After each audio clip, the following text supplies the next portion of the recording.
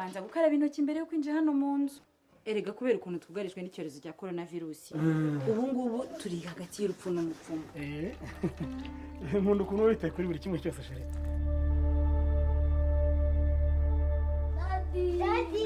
Ça va? How are you? Ariko se ibintu ni ibya rubanza ki? Hari ibirori biteganyijwe hano? Sheri, tugomba kwishimira ko twabashije guhashya corona.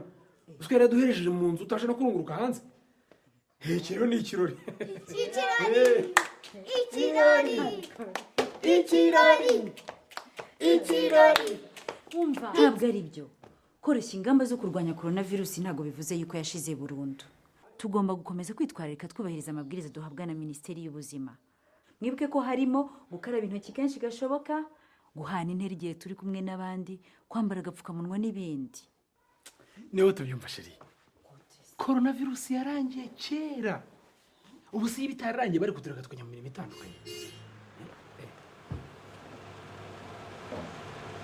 Mwana, uzi ko aribo baje? Abo ni abantu natumiye b'inshuti zanjye muri ibi birori. Sheri, uyu munsi nateguye ibirori. Ariko bizi ko tubari dufunze, nahisemo ko tubikorera ahangaha mu rugo. Ubu nabo baraje bazanye n'izindi nzoga. Ikirori.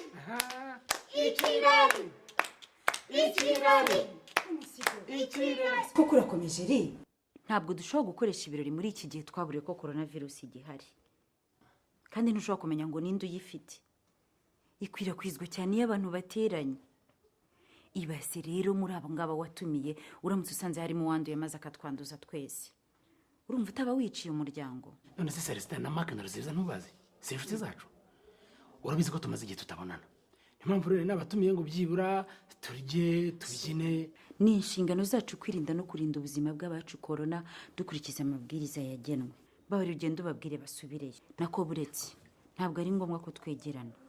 Reka mbahamagare mbabwire mu mutima mwiza basubire mu ngo zabo kandi ku nyungu zabo nabo.